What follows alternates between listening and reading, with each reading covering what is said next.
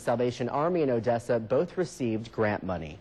Stalking, vandalism, harassment, you don't usually associate those words with kids. But if a child is the victim of a bully, many times that's exactly what's happening. Cierra Putman takes a closer look at an escalating problem in a News West 9 special investigation. For Midland High School senior Caitlin Wingo, it started with name-calling in 7th grade, but the bullying steadily got worse. In 9th grade, when I was called fat, I'd get hamburgers thrown at me. Even one time, I got in a fight with a girl because she'd thrown some food at me, and I poured ketchup back onto her, and just I wanted to fight back. Caitlin says her schools tried to help, but her tormentors wouldn't stop. Over time, the sexually charged rumors, name-calling, and even vandalism became overwhelming. She got depressed, stopped eating, sleeping, and was even diagnosed with bipolar disorder. I didn't tell my mom what was going on. I was terrified what she would do. I asked her several times, can you move me out of school? Can I go to private school? Or can I do something else but go to school? It turns out many older victims stay silent. That, I think, is the biggest thing about here in high school. Bullying goes on, but they never report it. You know, they just try to handle it themselves. And a lot of times, it just becomes monumental to them. And I think that can cause problems we've seen in other areas of the country. Both Midland and Ector County ISDs are encouraging kids to speak up. They even bring in outside help, like Dallas-based bullying expert Dr. Brad Schwall.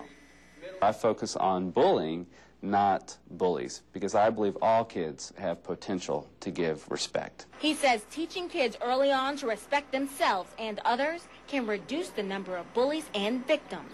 Now, Midland ISD, like many other districts in Texas and nationwide, plan to use his Cool Kids curriculum to put a stop to the harassment. Bullying has always been a problem. We hear about it, but that does not mean that we cannot do something about it and prevent it. It might not be new, but it has evolved.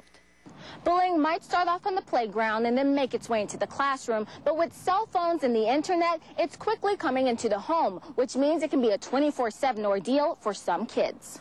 I don't think you can come home and it'd be gone because it's still in your head. I think bullying is 24/7. It happens all the time. At one point, her tormentors started harassing her on Facebook, and local counselors say Caitlin is not alone. They say texts and emails are also used to torment. I think we can call bullying what it is, and that is stalking, harassing. All of that is bullying. But victims can fight back. We encourage people not to respond to that, but and not erase it. Keep it where it can be printed and turned in, and then we can get it stopped. Because charges can be filed if they don't stop.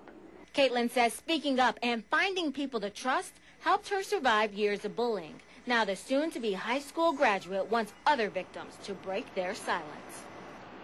To learn more about this issue and how you can combat bullying, just click on the news link section of our website, newswest9.com. There we have anti-bully links as well as an email address for Caitlin. Reporting in the studio, Cierra Putman, News West 9.